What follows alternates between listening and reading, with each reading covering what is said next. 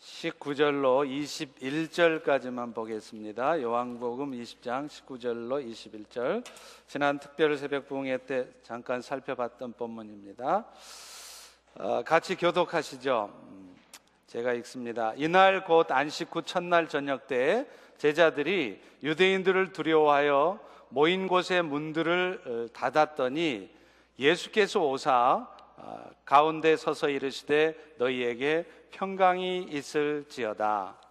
이 말씀을 하시고 손과 옆구리를 보이시니 제자들이 주를 보고 기뻐하더라. 다 같이 읽습니다. 예수께서 또 이르시되 너희에게 평강이 있을지어다. 아버지께서 나를 보내신 것 같이 나도 너희를 보내노라. 아멘. 부활절이나 성탄절이 되면 우리 설교자들은 고민이 많습니다. 왜냐하면 똑같은 말씀을 전혀 똑같지 않게 들려지게 해야 되기 때문입니다. 오늘 또 이 똑같은 부활의 메시지가 여러분의 귀에는 전혀 똑같지 않게 완전히 새로운 은혜의 말씀들로 들려지기를 간절히 소망합니다. 언젠가 제가 기독교 신문에 아주 재미있는 광고가 실린 것을 하나 보았습니다. 30대 여자가, 여성이네요. 30대 여성이 배우자를 찾는 광고였습니다. 기독교 신문에 교육자 청빙 광고는 봤는데 배우자 청빙 광고 실린 것은 처음 봤어요. 그래서 이게 뭔가 싶어서 자세히 살펴봤더니 그 여성은 자기 자신을 아주 자신 있게 광고를 하더라고요. 나이가 34세이지만 아직 젊고 활달하며 자기는 피아노를 전공을 했대요. 또 자신은 3대째 믿음의 집안에서 태어나서 아주 신실한 신앙인이고 자기 부모님도 장로님, 권사님이랍니다. 그런데 단 한 가지 단점이 있다고 쓰고 있는데 그게 뭐냐? 결혼 3개월 만에 합의 이혼했다는 것입니다. 사실 여러분 3개월 만에 이혼했다는 것이 썩 아름다운 모습은 아니죠. 그렇지만 또 정말 그럴 수밖에 없는 사정이 있을 수 있어요. 근데 그 다음이 문제입니다. 자신이 원하는 배우자상을 쓰고 있는데 조건이 뭐냐? 먼저 서울에 살아야 된대요. 자기는 시골에 살기 싫다는 거죠. 직업은 공무원이든지 아니면 금융업종에 종사해야 되고, 그리고 마지막 조건이 하이라이트입니다. 부자해야 된다는 거예요. 돈이 많아야 된다는 거예요. 저의 이 신령한 영적 통찰력으로 보면 이 여성은 아마도 죽는 날까지 독신으로 살 가망성이 거의 100%입니다. 혹시 결혼을 하나님의 은혜로 하게 되더라도 또다시 불행한 결혼 생활을 하게 될 것 같습니다. 그런데 여러분, 이것이 오늘날 교회의 영적 현실이라는 거예요. 바로 옆에 사설란에 보니까 논설위원이 사설을 실었어요. 이렇게 썼더라고요. 오늘날 교회는 칭찬 듣는 공동체가 아니라 꾸중받는 공동체로 전락했다. 그것은 예수님이 문제가 있어서가 아니라, 예수님의 복음이 문제가 있어서가 아니라 예수를 믿는 성도들이, 교회가 맛을 잃은 소금처럼 세상에 아무런 긍정적인 영향을 끼치지 못하고 있기 때문이다. 세상적인 욕망과 세속주의적인 가치관이 온통 교회를 덮었다. 하나님은 오늘날 우리 교회들이 그 욕망의 봉우리에서 내려와서 십자가의 골짜기를 걷기를 기다리고 있다. 이렇게 썼더라고요. 여러분, 오늘날 세속주의적인 가치관에 물들어 있는 교회가 세상의 칭찬을 듣는 교회가 되기 위해서는 가장 먼저 부활신앙으로 우리 성도들이 무장해야 합니다. 사실 이 부활신앙은 기독교 신앙의 핵심이에요. 많은 사람들이 신앙생활을 하고 있지만 그분이 정말로 참된 크리스찬으로 신앙생활을 하는지 안 하는지는 그가 예배를 열심히 참석하느냐 안 하느냐, 그가 교회 나온 지 얼마가 됐느냐, 그거 아닙니다. 그가 정말 예수님의 부활을 믿고 있는지 아니면 믿지 않고 있는지, 또 믿고 있다면 어느 정도 확실하게 믿고 있는지, 여기에 달려 있다는 것입니다. 여러분, 오늘날 우리는 예수님의 부활을 믿는다 하면서도 부활신앙으로 확실하게 무장이 되어 있지 않아요. 그러다 보니까 우리 신앙생활이 확실하지 않는 것입니다. 왜요? 영원한 나라에 대한 기대가 없어요. 내가 예수님의 죽으심을 통해서 영원한 생명을 얻었다는 것에 대한 절절한 감사가 없습니다. 대신에 당장에 내 눈에 보여지는 세상의 것들이 더 소망스러워 보여요. 그러다 보니까 신앙생활을 하면서도 세상 유혹이 오잖아요. 그러면 쉽게 타협합니다. 그것이 하나님이 싫어하는 일이고 하나님 앞에 죄악된 것인 줄을 뻔히 알면서도 내 세상적인 욕망을 채우기 위해서 죄악을 범하고 타협한다는 거죠. 그런데 그렇게 해도 결국 내 인생에 어려움만 오고, 또 그 어려움이 개선되지 않고 계속 진행이 되면요, 나중에는 왜 나에게만 이런 고통이 있느냐고, 하나님은 도대체 계시기나 한 거냐고, 그렇게 불평이나 하고 남 탓이나 하다가 결국은 교회를 떠나기도 합니다. 또 삶의 초점이 이 땅에서의 삶에만 모아져 있다 보니까 내가 오늘 현재의 삶에서 받아들이기 어려운 일, 하나님이 주시는 고난이 오면 그것을 인내하려고 하질 않아요. 참지를 않습니다. 자신들이 원하는 모습으로 현재의 삶이 갖춰져 있지 않으면 신앙생활을 하기는 하지만 기쁨이 없어요. 마지못해서 합니다. 그래서 교회를 나왔다 안 나왔다 그렇게 되는 겁니다. 그런 의미에서 저는 오늘 본문을 통해 우리 예수님의 부활이 얼마나 확실한 역사적인 사실인가, 그리고 그 예수님의 부활 때문에 오늘 우리는 어떤 은혜를 입었고 그 은혜를 입은 자로 어떻게 살아가야 될 것인가를 여러분과 함께 나누어 보려고 해요. 가장 먼저 여러분, 예수님의 부활은 동화 속에 나오는 얘기가 아니라는 거예요. 분명한 역사적 사실이라는 것을 믿으시기 바랍니다.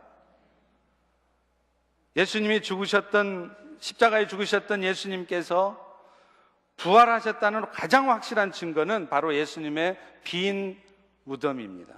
요한복음 20장 1절 2절에 보면 안식 후에 첫날 일찍 아직 어두울 때 막달라 마리아가 무덤에 와서 돌이 무덤에서 옮겨진 것을 보고 깜짝 놀랍니다. 그리고서는 예수님의 시신이 없는 걸 보고 시몬 베드로와 다른 제자에게 달려가서 말하되 사람들이 주님을 무덤에서 가져다가 어디다 두었는지 우리가 알지 못하겠나이다. 이 말은 예수님의 시신이 없어졌다는 거예요. 마리아는 그때까지도 예수님이 부활하셨다는 사실을 몰랐던 것입니다. 이 말을 듣고 베드로와 요한이 예수님의 무덤에 와봅니다. 과연 예수님의 시신은 간 데가 없었습니다. 오직 예수님을 둘러쌌던 세마포와 머리수건만 그 예수님을 싼 채로 이렇게 둘둘 말아진 상태로 그대로 푹 주저앉아서 그대로 남겨져 있는 거예요. 부활하신 주님은 그 이후에 여러 사람들에게 나타나셨습니다. 가장 먼저 마리아에게 나타나셨고요. 또 오늘 본문에 보면 두려워 떨고 모여 있었던 제자들에게 나타났어요. 우리 19절 전반부를 다시 한번 읽습니다. 네, 시작. 이날 곧 안식 후 첫날 저녁 때에 유대인을 두려워하여 모인 곳의 문들을 닫았더니 예수께서 오사, 이미 부활하신 예수님은 영광의 형체를 입으셔서 제자들이 문을 닫고 있는데도 그들 가운데 나타나신 거예요. 그리고 예수님은요, 지금 이 제자들뿐만 아니라 당시에 예수님과 함께 지냈던, 그리고 예수님이 장사된 것을 분명히 보았던 500명의 믿음의 형제들에게도 보이셨다는 것입니다. 여러분, 그런데 무엇보다도 주님이 부활하셨다는 가장 결정적인 증거는요, 바로 변화된 제자들의 삶이었습니다. 부활하신 주님을 만난 이후에 제자들은 한결같이 절망의 상태, 모든 것을 포기한 상태에서 확고한 신념과 기쁨을 가지고 죽음을 두려워하지 않는 그런 제자로 바뀌어져 있었어요. 여러분 잘 아시다시피 베드로는요, 예수님이 죽기 전에 말로는 뭐라 그랬습니까? 내가 비록 죽는다 할지라도 주님을 따라가겠습니다. 그런데 막상 그 예수님께서 로마 군병들에 의해서 힘없이 체포되고요, 대제사장 가야바의 집에서 신문을 받다가 막상 십자가에 죽게 되었을 때 그 베드로는 그 예수님을 저주까지 하며 부인했어요. 죽은 게 두려운 거예요. 자, 그런데 이런 베드로가 어떻게 바뀝니까? 부활하신 후에 예수님이 나타나셔서 베드로를 만나 주셨을 때, 그때 이후에 베드로는 완전히 뒤바뀌어 있어요. 그래서 나중에는 베드로가 예수님을 위해서 복음을 전하다가 십자가에 매달려 죽임당하지 않습니까? 그런데 여러분, 베드로는요, 자기는 예수님처럼 정상적으로 이렇게 똑바로 십자가에 못 박힐 자격도 없다고 해서 베드로는 십자가에 거꾸로 못 박혀서 순교했습니다. 그 겁 많던, 예수님이 십자가에 못 박힐 때 다 도망갔던 제자들이 부활하신 주님을 만나고 나서, 와, 주님 살아계시구나, 진짜 주님은 하나님의 아들이요 그리스도구나, 그게 믿어지니까 예수님의 제자들이 전부 다 순교를 했습니다. 제 자신의 변화된 삶을 봐도 알아요. 저도 예수 믿기 전에는요, 예수 믿는 사람들 우습게 알았어요. 눈에도 안 보이는 예수를 믿느니 내 손가락을 믿겠다, 그러면서 조롱했습니다. 그런데 부활의 주님을 환상 가운데 또 죽음의 문턱 앞에 가서야 그 예수님을 만나고 나서 제 인생은 완전히 바뀌었어요. 예수를 믿을 뿐만 아니라 이 땅에 내 나머지의 삶을 그 예수를 위해서 드려야 되겠다고 신학교에 가고 중국 선교를 하고 이곳 미국 땅까지 와서 하나님의 일들을 하고 있지 않습니까? 사랑하는 성도 여러분, 지금도 청년 예수가 십자가에 죽었다 부활한 사건 때문에 그 당시에 로마 총독이 로마의 황제였던 케사르, 시저에게 보고한 보고서가 미국, 영국의 대형 박물관에 지금도 보관이 되어 있습니다. 여러분, 예수님의 부활은 분명한 진리이고 역사적 사실인 것을 믿으시기 바랍니다.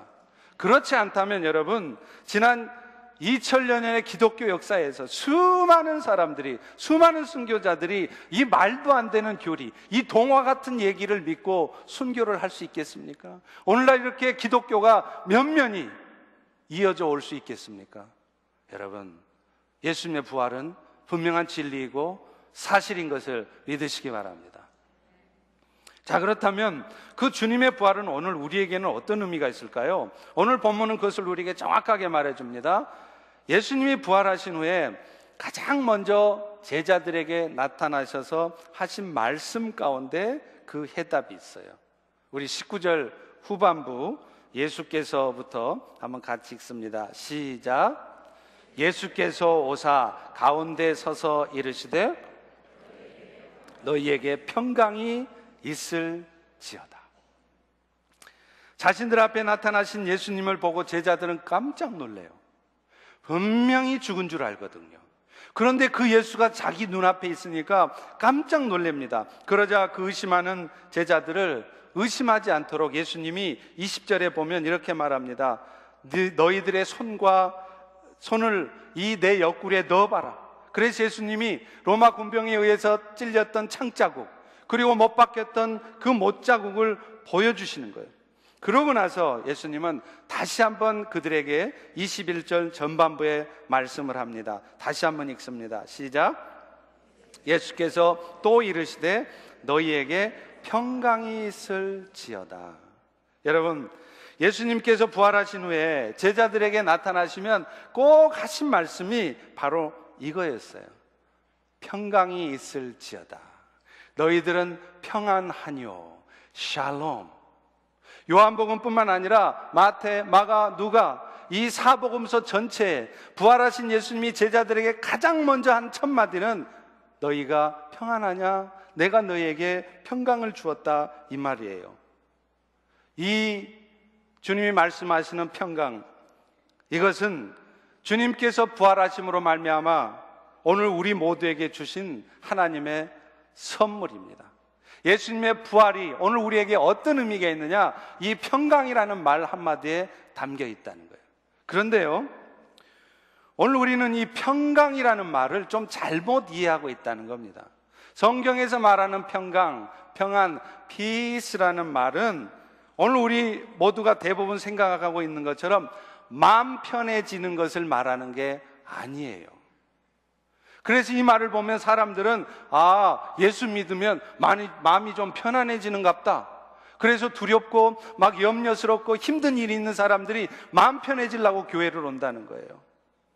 그래서 그런지 사람들이 왜 신앙생활을 하는지 물어보잖아요. 그러면 의외로 많은 사람들이 마음의 평안을 얻기 위해서 교회를 다니고 또 카톨릭을, 천주교를 나간다고 대답을 해요. 그런데 여러분, 마음의 평안을 얻기 위해서 우리가 신앙생활을 하는 거 아닙니다. 여러분이 정말 마음의 평안을 얻으시려면 교회 오지 마세요. 좋은 데 있어요. 템플 스테이 하세요. 절에 가셔서 싼값에 평안하게 한 일주일 지나고 오면 마음이 좀 평안해져요. 가까운 곳에 요가하는 데 가시든지요. 제가 보기에는 여러분 중에도 지금 이 순간에도 마음이 별로 평안하지 않는 분들이 상당히 많이 계신 것 같아요. 그렇다면 기독교가 평안을 주는 종교라면 지금 여러분 구원을 못 받으신 거네요? 여러분 신앙생활을 잘못하고 계신 거네요? 아니라는 거예요. 성경에서 말하는 평강은 그게 아닌 것입니다. 예수님이 이루신 평강은 근본적으로요, 하나님과 단절되었던 관계가 예수님의 십자가의 죽으심으로 또 부활하심으로 회복된 것을 의미해요. 여러분, 우리는요, 그것을 예수님이 십자가에 죽으셨을 때 나타난 현상들을 통해서 확인해 볼 수 있습니다. 여러분, 예수님이 십자가에 운명하셨을 때 그때 나타난 여러 현상 중에 하나가 뭐냐면 성소의 휘장이 위로부터 아래까지 쫙 찢어졌다는 거예요. 여러분, 원래 성전에는요, 성소와 지성소를 구분하는 휘장이 있었어요. 왜 그러냐면 하나님만이 거하시는 지성소에는 사람이 들어갈 수가 없습니다. 죄악된 인간이 들어가면 바로 죽음이에요. 그래서 그 하나님이 거하시는 지성소는 1년에 딱 한 번, 7월 10일 대속죄일 날 대제사장만이 그것도 딱 한 번 자기 죄를 스스로 속죄하는 제사를 드리고 나서야 들어갈 수 있었어요. 왜냐하면 죄된 인간은 하나님 앞에 서면 바로 죽음이었기 때문에 그렇습니다. 여러분, 이것을 우리는 어떻게 할 수 있느냐면요, 여러분, 빛 앞에 어둠은 존재할 수 없습니다. 아무리 어둠이 캄캄하게 이 공간을 사로잡고 있어도요, 전등에 불이 들어오면, 빛이 들어오는 순간 어둠은 사라지게 돼 있어요. 여러분, 빛이 있는 자리에 어둠이 함께 있는 거 보셨어요? 위에는 빛이 있는데 아래는 캄캄한 어둠이 있어요. 그런 거 보셨어요? 어둠이 아무리 빛하고 같이 있으려고 해도 나는 빛이 좋아요, 빛아 나도 좀 같이 있자, 절대 있을 수 없어요. 빛 대신 하나님, 거룩하신 하나님, 죄 없으신 하나님 앞에는 죄된 인간은 곧바로 죽음입니다. 그래서 성소의 휘장이 가로막혀져 있었어요. 그런데 그 휘장이 예수 그리스도의 십자가에 죽으시는 그 순간 위로부터 아래로 쫙 찢어졌다는 겁니다. 그건 뭘 의미할까요? 죄 때문에 하나님 앞에 나아갈 수 없었던 인생들이 예수님 때문에 죄 없는 모습으로 하나님 앞에 담대히 나갈 수 있게 되었다는 거예요. 그래서 히브리서 10장 19절과 20절도 이렇게 말합니다. 그러므로 형제들아, 우리가 예수의 피를 힘입어 성소에 들어갈 담력을 얻었나니 그 길은 우리를 위하여 휘장 가운데로 열어놓으신 새로운 길이요, 휘장은 곧 그 육체니라.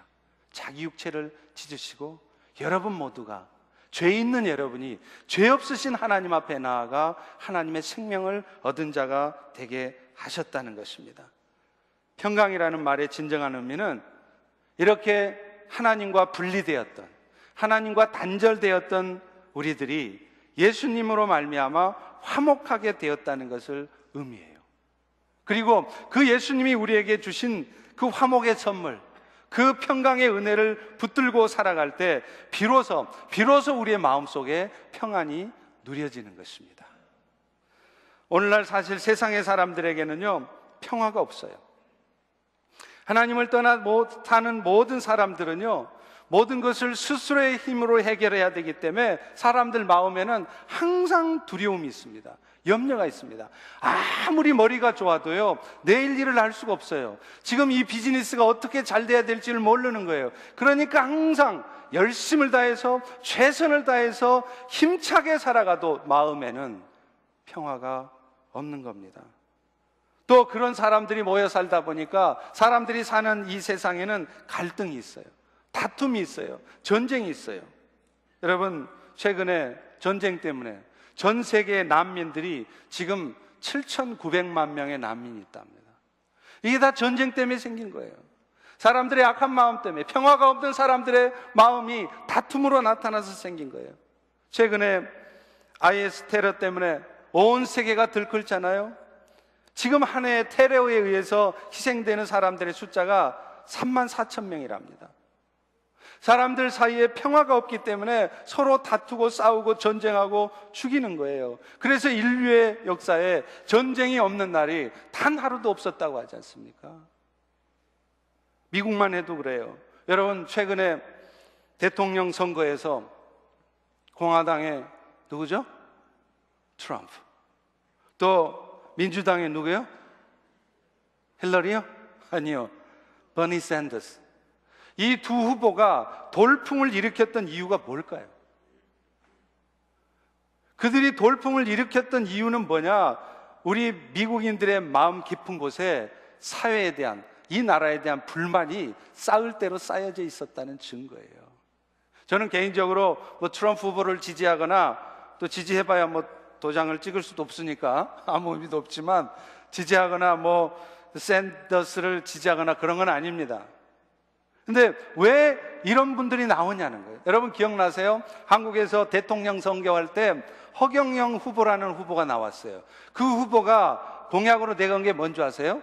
내 눈을 바라봐. 내 눈을 바라보면 마음이 평안해진대. 말도 안 되는 공약을 내거는데 왜 이런 일이 있냐는 거예요. 사람들 마음이 공허한 거예요. 이 사회에 대한 불만이 있는 거예요. 그것들이 표출이 된 것입니다. 월스트리트에 대해서, 워싱턴 정가에 대해서, 무고한 흑인들을 총으로 쏴서 죽이는 경찰관들을 향해서, 미시간의 수돗물 오염 사태를 일으키는 그 주 정부의 위정자들 때문에. 몇 주 전에는 트럼프 후보가 유세하는 장소에서 거기 유세에 모였던 군중들하고 다민족으로 구성된 젊은 청년들이 충돌했잖아요. 근데 여러분, 이런 일이 미국 선거 역사상 전무후무한 일이래요. 미국의 역사에서 선거하는 과정에서 이렇게 군중들끼리 충돌해서 쌈박질을 하는 예가 없었다는 거예요. 왜 이런 일이 생기냐는 거예요. 사람들 마음이 점점 강팍해지는 거예요. 평화가 없는 거예요. 공허해지는 거예요. 그러니까 이제 싸우는 겁니다. 막가자는 겁니다. 오늘 예수 그리스도의 부활의 복음이 필요한 이유가 바로 여기 있어요. 예수님의 부활로 말미암아 하나님의 관계가 회복된 자들에게는 더 이상 스스로의 힘으로 살아가지 않아도 돼요. 예수님이 그 평강으로 말미암아, 십자가의 죽으심으로 말미암아 하나님 앞에 나아가는 길을 열어놨기에 오늘 우리는 모두가 하나님과 교통할 수 있습니다. 그래서 하나님의 도우심을 통해 지혜를 얻을 수 있어요. 옛날에는 내 힘으로 비즈니스를 해야 됐는데, 옛날에는 내 지혜로 연구를 했어야 되는데, 이제 예수로 말미암아 하나님 앞에 나아갈 길이 열린 여러분들은, 여러분 스스로의 지혜를 가지고 연구하지 않아도 돼요. 여러분 스스로의 지혜를 가지고 직장생활, 비즈니스를 하지 않아도 된다는 거예요. 이 세상의 주인 대신 하나님의 지혜로 비즈니스를 하고 연구를 할 수 있습니다. 그러니까 마음에 평안이 있을 수 있는 거예요. 내 힘으로 세상을 사는 게 아니라 하나님의 능력으로 세상을 살다 보니까 내가 실력이 좀 부족해도, 내가 좀 배운 게 없어도 하나님이 놀랍게 역사하셔서 일이 되는 거예요. 오늘 우리에게 이런 은혜가 주어졌다는 거예요. 그리고 그런 은혜를 주신 예수 그리스도의 은혜를 붙들 때 오늘 우리 마음속에 진정한 평화가 임하는 것입니다. 천국에 이르는 날까지 하나님께서 돌보시고 이끄신다는 것을 확신하기 때문에 내 삶에 지금 당장 어떤 어려움이 있어도 순간 움찔하고 순간 두렵고 염려할지 모르지만 금방 마음의 평안을 찾는 것입니다. 근데 여러분, 그럼에도 불구하고 오늘 여러분들의 마음속에 지금 평안이 없다면 그것은 여러분들이 여러분의 삶을 그 평강의 주님께 맡기지 않기 때문에 그렇습니다. 예수를 믿어도 아무 소용이 없는 것이 아니라, 평강의 주님이 아무런 의미가 없는 것이 아니라, 예수님은 여러분들에게 이미 다 평강을 주셨는데 문제는 하나님 앞에 나아갈 수 있는 길을 열어놨음에도 불구하고 여러분들이 그 하나님 앞에 나가지를 않으시는 거예요. 하나님의 도우심과 하나님의 능력과 지혜로 살지를 않는 거예요. 여전히 예수를 믿어도, 주님은 우리에게 평강을 주셨어도 내 스스로의 힘으로 내 지혜로 세상을 살려 하니까 오늘 또 세상 살기가 그렇게 퍽퍽하고 늘 염려스럽고 두려운 것입니다. 그러나 하나님과 교통을 많이 하신 분들은, 그래서 그 평강의 은혜를 주신 예수님을 붙들고 사는 사람들은 여러분 인생에 지금 어떤 어려움이 와 있어도, 내 삶에 아무리 큰 문제가 와 있다 할지라도 마음의 평강이 누려집니다. 왜냐하면 내 사랑의 주님, 그 부활의 주님이 내 인생을 붙들고 있고 오늘 또 내 삶을 이끌어 가고 계심을 믿기 때문에 그래요. 그 주님 앞에 내 인생을 맡길 수 있기 때문에 그렇습니다. 베드로전서 5장 7절에도 말합니다. 너희 염려를 다 주께 맡겨라. 이는 그가 너희를 돌보심이라. 주의 평강이 누려지는 것은, 예수님이 이미 여러분에게 주신 평강이 실제적으로 내 삶에 평안한 마음으로 누려질 수 있는 것은 내 삶이 아무런 문제가 없을 때가 아니에요. 내 삶에 문제가 있든 없든, 내 삶의 문제가 해결되든 해결되지 않았건, 오늘 내 삶의 모든 문제를 그 주님 앞에 맡길 때 비로소 우리는 삶의 여유를 가질 수 있고 마음의 평강을 찾을 수가 있습니다. 심지어는 내 인생에 환난이 와 있어도 기뻐할 수 있는 것입니다. 야고보서 1장 2절에서 4절에도 말하잖아요. 내 형제들아, 너희가 여러 가지 시험을 당하거든 온전히 기쁘게 여기라. 아니, 시험이 와 있는데, 지금 죽을 병에 걸렸는데, 인생에 큰 문제가 터졌는데 기뻐할 사람이 누가 있어요? 근데 성경 우리한테 기뻐하래요. 왜요? 이 믿음의 시련이 너희로 하여금 온전하고 구비하게 해서 조금도 부족함이 없게 만들 것이다. 예수님의 평강의 은혜를 붙드는 자들은 하나님과 교통하면서 그런 하나님의 은혜를, 하나님의 뜻을 확인하고 확신하고 붙들기 때문에 인생이 무너지는 위기 앞에서도 고도의 평강을 누릴 수 있는 것입니다. 저는 우리 펠로시의 모든 성도들이 이런 평강을 누리는 자들 되기를 소망합니다. 여러분 지금 평안하십니까? 저는 이런 평강을 고도의 평강이라고 그래요. 그냥 조금만 일 터져도 움찔하는 그런 게 아니라, 어떤 위기 상황, 내 목에 칼이 들어와도 평강을 유지할 수 있는 평강, 고도의 평강, 그 평강이 오늘 이 자리에 앉은 여러분 모두에게 누려지기를 소망합니다. 그럴 때 이 땅의 교회는 결코 흔들리지 않습니다. 이 땅의 교회는 세상에 영향을 미칠 수 있는 것입니다. 그렇다면 그 평강을 갖게 된 오늘 우리는 어떤 모습으로 살아야 할까요? 아니, 살게 될까요? 그 답이 21절에 있어요. 우리 아버지께서부터 다 같이 한번 읽습니다. 시작. 아버지께서 나도 너희를 보내노라. 예수님께서 우리로 하여금 하나님과 화목하게 하신 이유가 뭐냐? 그리스도의 평강을 주신 이유가 뭐냐? 그 평강을 세상에 전하라는 거예요. 여러분, 세상에는 아직도 하나님과 화목되지 못해서 고통 가운데 살아가는 수많은 사람들이 있어요. 하나님은 먼저 화목하게 된 우리들이 그들에게 나아가 예수님이 주신 그 평강을 전하라는 거예요. 그래서 고린도후서 5장 18절 19절에도 말하지 않습니까? 그리스도로 말미암아 하나님이 우리를 자기와 화목하게 하시고 또 화목하게 하는 직분을 주셨으니. 여러분 모두는 다 직분이 있는 자예요. 이제 나이가 들어서 리타이어 했다고 너무 부끄러워하지 마세요. 우리 어르신들, 여러분들 다 직업 있어요. 백수가 아니에요. 자, 우리 다 같이 한번 따라서 하겠습니다. 나는 백수가 아니다. 그럼 여러분 직업은 뭡니까? 하나님의 화평을 전하는 피스메이커인 거예요. 하나님 오늘 우리 모두에게 그 은혜를 주셨습니다.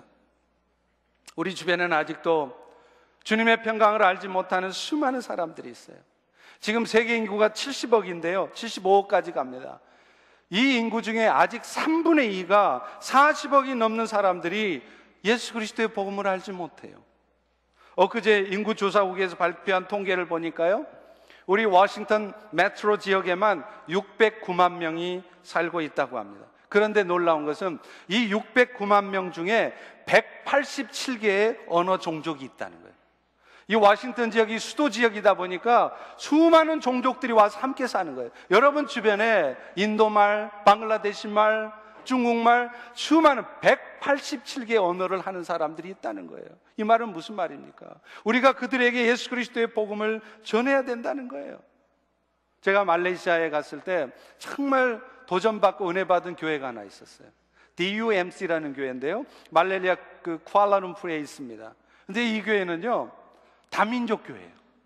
그 DUMC라는 한 지붕 아래 수많지는 않죠, 6개, 7개의 이 공동체가 있어요. 그래서 영어 회중, 또 말레이시안 회중, 차이니스 회중, 버마 회중, 자파니스 회중, 6개 민족 공동체가 각자 다 담임 목사를 세우고 그 한 지붕 아래 이렇게 함께 하나님의 나라를 세워가더라고요. 제가 그 목사님을 보고 얼마나 도전받았는지 몰라요. 데니얼 호라는 목사님인데요, 차이니스 말레이시안이세요. 오늘 사실 이 땅의 교회들이, 특별히 이 워싱턴 교회들이, 우리 펠로십 교회가 그런 교회가 돼야 될 줄로 믿습니다. 우리 펠로십이라는 이름 아래 이 지역의 수많은 민족의 사람들이 함께 와서 함께 하나님의 나라를 세워가는 것, 그것이 저의 간절한 기도 제목이고 소망입니다. 그리고 그 609만 명 중에 한인들이 약 18만 명이나 있대요. 저도 깜짝 놀랐습니다. 그런데 이 한인들의 거의 60% 이상은 교회를 다녔거나 한동안 다닌 경험이 있는 사람들입니다. 그런데 문제는 이들 중에도 사실은 그리스도의 복음을 정확히 알지 못하고 예수를 정확히 믿지 못해서 사실은 구원받지 못한 백성들도 있을 수 있습니다. 어쩌면 이 자리에 앉아 계신 여러분 중에도 사실은 안타깝지만 교회는 나오고 예배는 드리시지만 예수 그리스도의 복음을 온전히 받아들이지 못해서 구원받지 못한 백성들이 있을 수 있습니다. 우리 주변에 널려 있어요. 아직도 절반이나 되는 한인들이 아직 십자가 은혜를 몰라요. 그런데 우리는 전도를 못한다는 거예요. 이제 할 만큼 다 했다는 거예요. 오늘날 안타까운 것은 이 땅의 교회들이 그런 영혼 구원에 대한 열정을 다 잃어버렸다는 거예요. 오늘 우리에게 주님은 말씀하십니다. 이제 아버지께서 너희를 보낸 것처럼 나도 너희를 보내노라. 세상에 나가서 이 그리스도의 평강을 전하라는 겁니다. 그렇다면 어떻게 그 그리스도의 평강을 전할까요? 빌립보 4장 4절 5절에 보면 그 평강을 전하는 방법이 있어요. 우리 다 같이 한번 읽어볼까요? 네, 시작. 주 안에서 항상 기뻐하라. 내가 다시 말하노니 기뻐하라. 너희 관용을 모든 사람에게 알게 하라. 주께서 가까우시니라. 주님이 다시 오실 날이 가까이 왔음을 알고 이제 세상 사람들에게 우리 안에 있는 기쁨을 보여주라는 거예요. 여러분, 그리스도인의 삶의 표식은 뭐냐면 기쁨이에요. 내가 지금 비록 이 땅에 힘들고 좀 어려운 삶을 살고 있지만 하나님이 내 삶을 붙드시고 지금도 이끌어가고 계시며 나는 결국에는 그 영원한 생명을 얻는 하나님 나라에 갈 것이라는 소망이 있으면 웃음이 나오는 거예요. 기뻐하는 거예요. 그런데 예수 믿는 사람들, 우리 그리스도인들이 얼굴 표정에서부터 사는 삶 자체가 기쁨이 없다면 우리는 그리스도의 평강을 절대로 세상에 전할 수 없어요. 신우이가 새언니한테 그러는 거예요. 언니는 교회 다닌다면서 왜 얼굴 표정이 맨날 그 모양이야? 예수 믿으면 기쁨의 표식이 좀 있어야 되잖아요. 근데 심각한 거예요. serious한 거예요. too serious. 너무 심각해요. 너무 인생 살기가 힘든 거예요. 여러분, 그런 표정을 가지고 그런 삶의 모습을 가지고 우리가 어떻게 세상에 그리스도의 평강을 전합니까? 얼굴은 잔뜩 찌푸리면서 맨날 염려 걱정 근심하면서 올케 이번에 새생명 축제인데 교회 한번 같이 안 갈려? 그러면 언니 나가. 언니 표정 보면 그 교회 가고 싶은 마음 없어. 여러분, 오늘 우리는 그리스도인의 기쁨을 회복하셔야 돼요. 기쁘십니까? 기쁘십니까? 우리 한번 또 웃어볼까요? 다 같이 한번 웃어보겠습니다. 이런 삶을 사세요. 그리고요, 그런 기쁨의 삶을 사는 사람들은, 주님이 다시 오시기가 멀지 않았다는 것을 알고 믿는 사람들은 그 삶에 관용이 나타나는 겁니다. 여러분, 관용을 베풀라 할 때 관용이 무슨 말이에요? 관자가 한자로 넓을 관자예요. 용자가 뭐냐면 얼굴 용자예요. 그러니까 관용을 베푼다는 게 뭐냐면 얼굴을 넓게 가져라는 거예요. 여러분, 어떨 때 얼굴이 넓어지죠?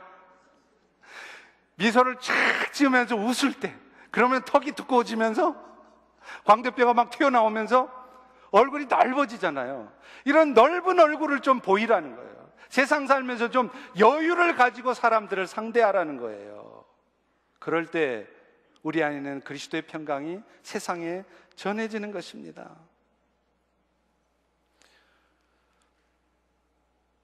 그리스도인의 삶에 있어서는 끊임없이 사탄의 공격이 있어요.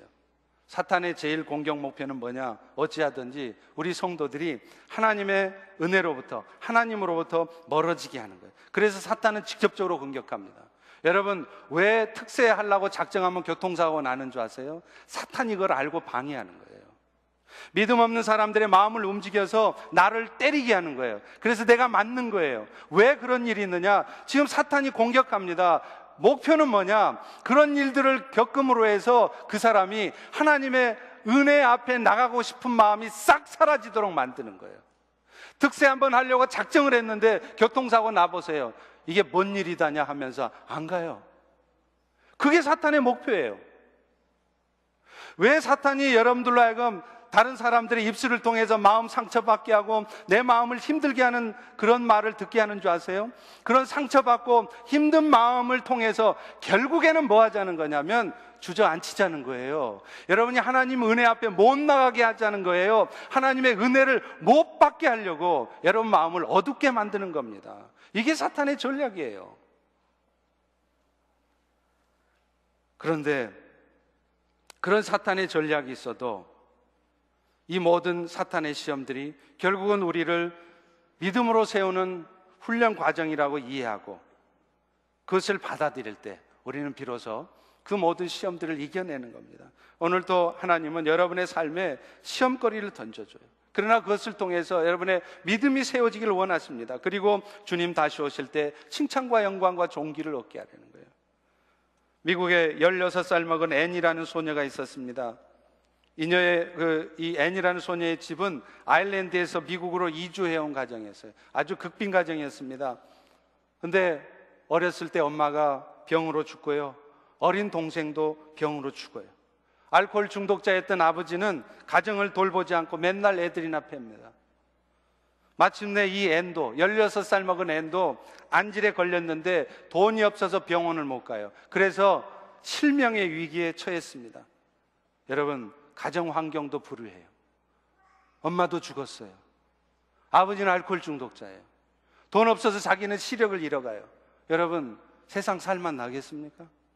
제가 이 앤이라도 자살하고 싶을 것 같아요. 저는 자살하는 사람들 심정을 이해하겠다니까요. 이 앤이라는 이 애의 그런 삶이 지금 여러분의 삶에 와 있다면 여러분 지금 살만 나겠습니까?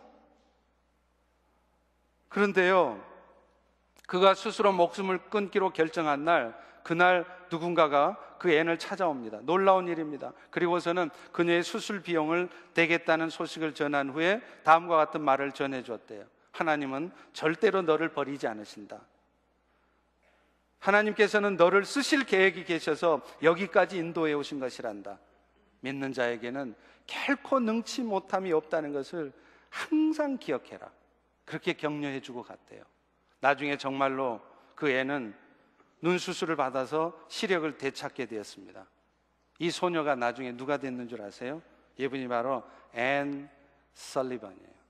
20세기를 대표하는 대표적인 여성이었던 그 유명한 헬렌 켈러를 세워내었던, 가르치고 이끌어 주셨던 앤 설리번이었습니다. 하나님은 오늘 또 여러분이 얼마나 아프고 여러분이 얼마나 고통스러운지 다 아십니다. 그러나 그런 사탄의 시험을 사용하셔서 여러분들이 오히려 평강의 사람, 예수의 평강을 전하는 피스메이커가 되기를 원하시는 거예요. 그런 계획 가운데 오늘 또 여러분의 인생에 이런저런 일들을 허락하시는 것입니다. 사랑하는 성도 여러분, 이번 부활주의를 맞이해서